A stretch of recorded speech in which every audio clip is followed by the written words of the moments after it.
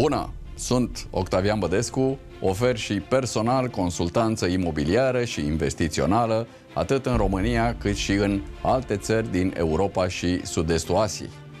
Petrec mult timp în Phuket, în Thailanda. Am investit și personal acolo. Am o oportunitate extrem de simplă și de profitabilă pentru agenții imobiliari care pot câștiga bani frumoși din piețe în care nu sunt specialiști și fără a depune eforturi deosebite. În momentul de față, tot mai mulți români, dar și alți europeni și chiar și americani, australieni, chinezi și indieni caută să disperseze riscurile și să investească și în zone superbe precum Phuket, vizând proprietăți pentru investiție, relocare pentru a le închiria sau pentru o combinație între toate acestea.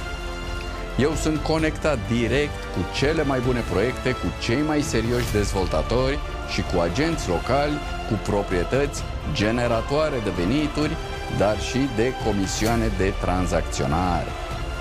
Oferă clienților tăi acces la oportunități investiționale și în afara țării.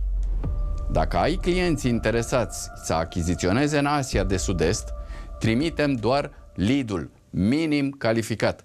Pune-l în legătură cu mine. În rest, eu mă voi ocupa de absolut tot, tu primind, după tranzacție, un comision de lead de câteva mii de euro. Poți câștiga din Phuket, fără să zbori în Thailanda, fără să cunoști piața respectivă, fără să gestionezi cazurile, fără risc și cu un efort minimal. Un venit aproape pasiv. Practic, îți monetizezi rețeaua. Ai clienți care caută investiții bune, proprietăți la mare, randamente, oportunități de relocare. Phuket este una dintre cele mai căutate destinații din lume și cererea este uriașă.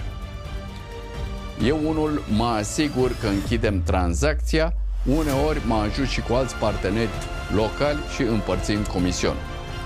Tu aduci lead-ul. Dacă ești interesat să colaborăm, dă-mi un semn și discutăm detaliile. Hai să facem echipă și să câștigăm împreună din apetitul în creștere pentru investiții imobiliare în Phuket.